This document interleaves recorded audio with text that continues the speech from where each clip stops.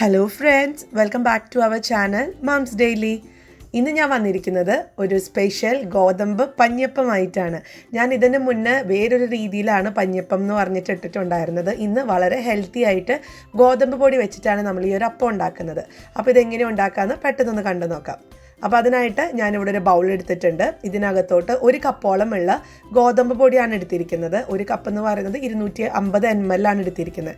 അപ്പോൾ 1 കപ്പ് ഗോതമ്പ് പൊടിക്ക് ഞാനൊരു 1/4 കപ്പോളം ഉള്ള പഞ്ചസാര ചേർത്ത് കൊടുക്കുന്നുണ്ട്.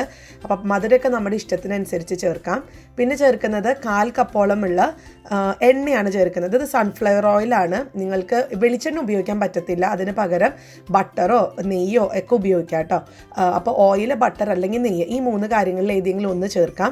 പിന്നെ ഇപ്പോൾ ചേർത്ത് കൊടുത്തിട്ടുള്ളത് ബേക്കിംഗ് പൗഡറാണ്. ഒരു 1/2 ടീസ്പൂൺ ചേർത്ത് കൊടുത്തിട്ടുണ്ട്. പിന്നെ ഒരു 3 നുള്ളോളമുള്ള ഉപ്പ് ചേർത്തിട്ടുണ്ട്. പിന്നെ ഫ്ലേവറിന് വേണ്ടിയിട്ട് വാനില എസൻസ് ചേർത്ത് കൊടുത്തിട്ടുണ്ട്. വാനില എസൻസിന് പകരം എന്ത് ചേർക്കാമെന്ന് എന്നോട് ചോദിച്ചിട്ടുണ്ടായിരുന്നു ചില പേര്. അപ്പം വാനില എസൻസിന് പകരം നമുക്ക് ഏലക്കയുടെ പൊടി ഒന്ന് ഇട്ട് കൊടുക്കാവുന്നതാണ്. അപ്പോൾ ഇനി ഇതിനകത്തോട്ട് ഞാൻ തിളപ്പിച്ചിട്ട് ചൂടാറിയിട്ടുള്ള പാലാണ് ഇപ്പോൾ ഒഴിച്ചു കൊടുക്കുന്നത്. ഞാൻ 1 കപ്പോളം ഉള്ള പാൽ എടുത്തിട്ടുണ്ട്. പക്ഷേ ഞാനിതിൻ്റെ പകുതിയാണ് ആദ്യം ഒഴിക്കുന്നത്. കാരണം നമുക്ക് ആവശ്യത്തിനനുസരിച്ച് ഒഴിച്ചു കൊടുത്താൽ മതിയാവും. ഇനി നമുക്കിതൊരു കേക്കൊക്കെ ഉണ്ടാക്കുന്ന ഒരു പരുവത്തിനോട്ട് ഇതൊന്ന് കൊണ്ടുവരണം. അപ്പോൾ അതിനായിട്ട് ഞാനൊന്ന് ഇളക്കുന്നുണ്ട്. അപ്പോൾ കുറച്ചും കൂടെ പാൽ ഞാൻ ഒഴിക്കുന്നുണ്ട്. പക്ഷേ ഇത് ലാസ്റ്റ് വരുമ്പോഴത്തേക്കും ഞാൻ കറക്റ്റ് 1 കപ്പ് പാൽ തന്നെയാണ് ഒഴിച്ചത്. അതായത് 1 കപ്പ് ഗോതമ്പ് പൊടിക്ക് 1 കപ്പോളം ഉള്ള പാൽ. അപ്പോൾ നിങ്ങൾ ഈ മെഷർമെൻറ്റ് കപ്പ് എടുക്കണം എന്നൊരു നിർബന്ധമൊന്നുമില്ല. നിങ്ങൾ ഏത് കപ്പിലാണോ അളക്കുന്നത് ആ കപ്പിൽ തന്നെയായിരിക്കണം ബാക്കിയുള്ള കാര്യങ്ങളും അളക്കണം എന്ന് മാത്രം. അപ്പോൾ ഞാനിത് നന്നായിട്ടൊന്ന് മിക്സ് ചെയ്തെടുത്തിട്ട് വരാം.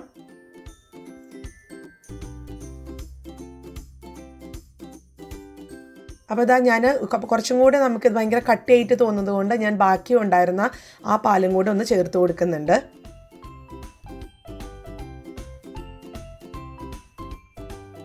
ഇതാണ് നമ്മുടെ ബാറ്ററിൻ്റെ കൺസിസ്റ്റൻസി എന്ന് പറയുന്നത്. കണ്ടോ, ഒട്ടും തിക്കും അല്ല എന്നാൽ ഒത്തിരി ലൂസും അല്ല.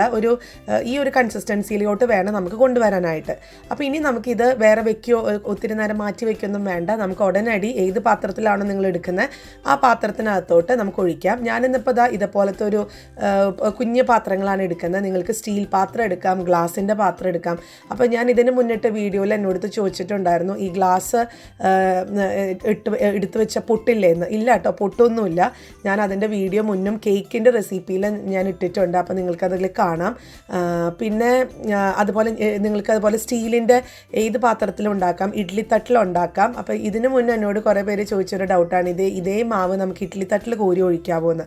അതിലും നമുക്ക് കോരി ഒഴിക്കാവുന്നതാണ്. എന്നിട്ട് സാധാരണ നമ്മൾ ഇഡ്ഡലിയൊക്കെ ചൂടാക്കുന്നത് പോലെ നമുക്ക് ചൂടാക്കിയെടുക്കാം.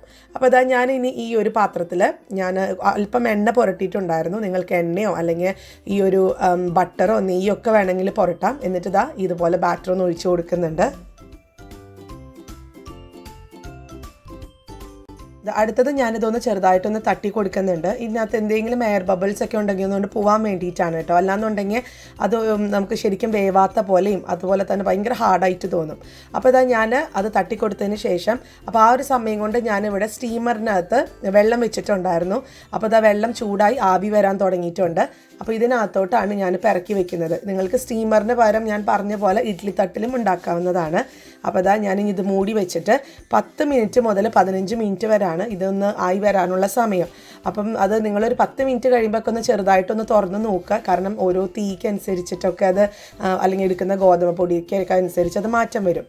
അപ്പോൾ നമുക്ക് ഇവിടെ ഏകദേശം ഒരു 13 മിനിറ്റോളം കഴിഞ്ഞിട്ടുണ്ടായിരുന്നു. ഞാൻ ഒന്ന് തുറന്ന് നോക്കുകയാണ്. നമ്മുടെ ഇവിടെ അപ്പം റെഡി ആയിട്ടുണ്ട്, വെന്തിട്ടൊക്കെ ഉണ്ട്.